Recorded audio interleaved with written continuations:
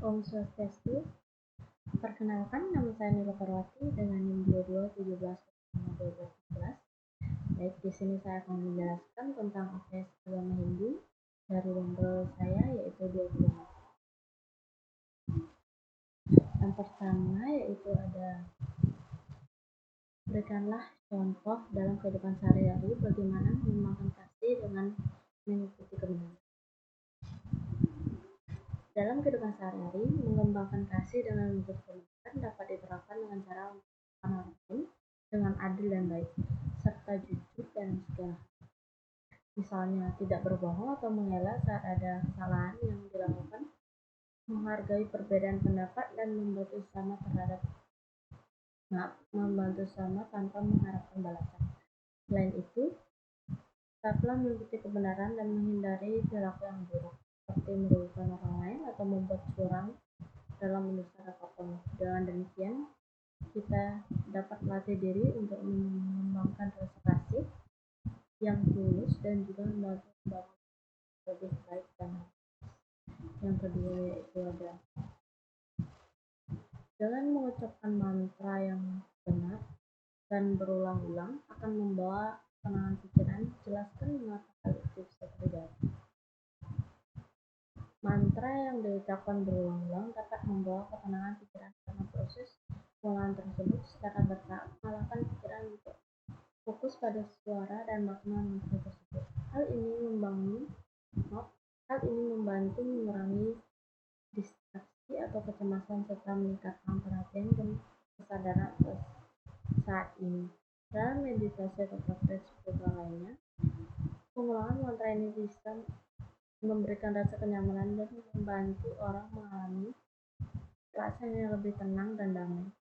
Itu membantu dalam mengurangi stres dan meningkatkan kesejahteraan secara keseluruhan.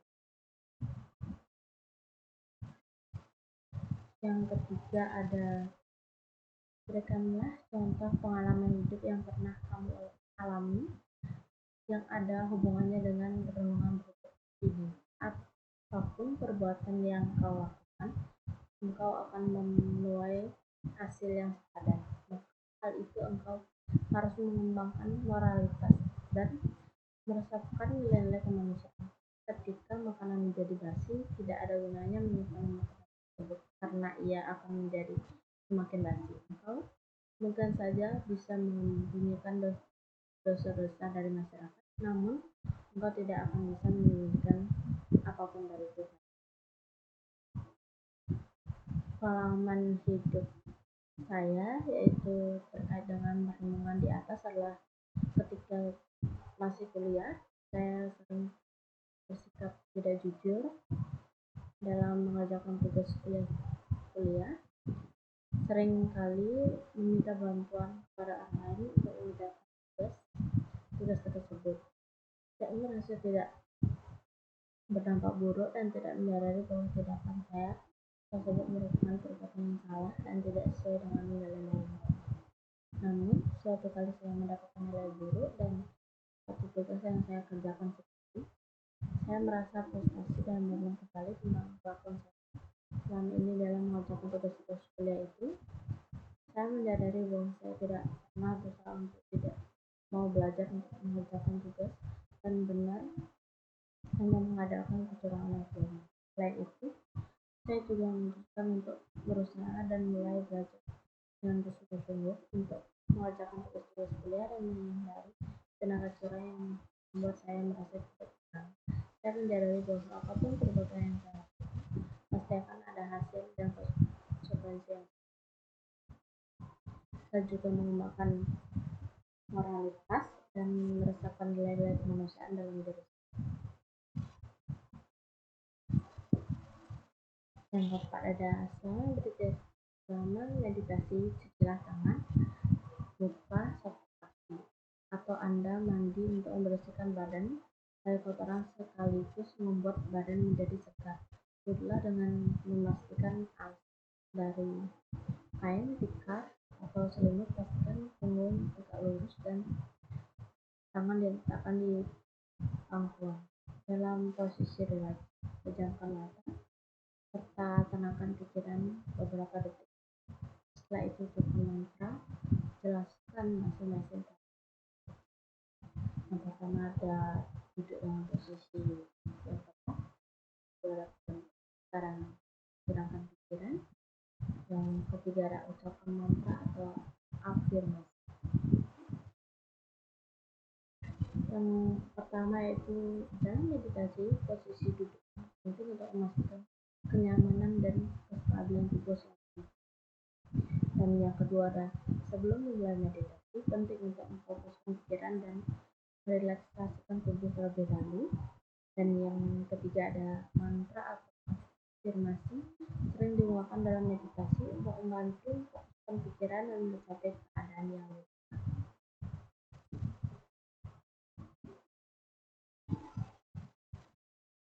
Yang kelima dijelaskan mengapa yoga asana penting untuk meditasi. Asanas atau gerakan dalam yoga sangat penting untuk meditasi karena dengan melakukan gerakan tersebut, tubuh menjadi lebih rileks dan mudah mencapai posisi meditasi yang tepat. Asana juga membantu memperbaiki postur tubuh dan melancarkan aliran energi di dalam tubuh, sehingga membantu meningkatkan konsentrasi dalam. Yang keenam ada jelaskan hubungan antara yoga surya namaskar dengan geseh pranayama. Berikan contoh pranayama yang cocok untuk asanas tersebut dan badan dan pikiran, dan menggambarkan rangkaian yoga surya namaskar yang Anda ketahui apakah dan maknanya. Yoga surya namaskar dan pranayama memiliki hubungan yang erat karena keduanya teknik tersebut fokus pada aturan pernapasan dan mengaktifkan energi dalam tubuh. Surya namaskar contohnya meningkatkan siklus darah dan seluruh tubuh, meningkatkan oksigen yang membantu melepaskan ketegangan dalam sistem saraf. Pranayama yang cocok untuk asana surya namaskar adalah Ajayani pranayama, pernapasan Ajayani. Dan Prastika pranayama, pernapasan tiup. Ujjayi pranayama merupakan konsentrasi otot tenggorokan saat mengambil napas dan menghembuskan napas. Ini membantu menenangkan pikiran dan meningkatkan aktivitas. Gerakan Prastika pranayama mendorong keduanya bagian paru-paru untuk mengembang dan berkonsentrasi secara aktif, sehingga memperkuat otot pernapasan dan membantu melepaskan ketegangan dalam tubuh.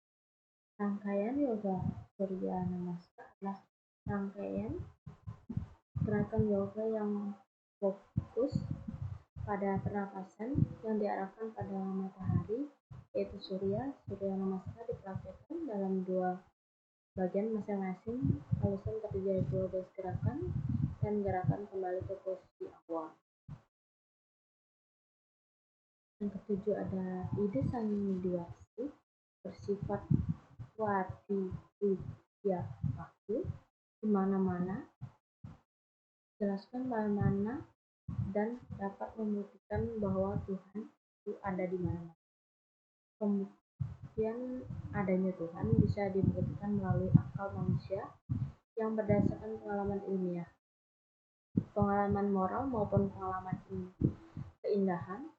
Akal dapat digunakan untuk membuktikan adanya Tuhan dengan memahami dan menghayati segala sesuatu yang ada di alam, termasuk manusia dan pengalaman. Yang ke-8 yaitu berikan contoh dalam kehidupan sehari-hari bagaimana mengembangkan kasih dengan mengikuti kebenaran. Sama seperti tadi, tapi sekarang untuk dicontohkan lagi. Contoh dalam kehidupan sehari-hari bagaimana mengembangkan kasih dengan mengikuti kebenaran adalah dalam berhubungan percintaan. Ketika seorang juga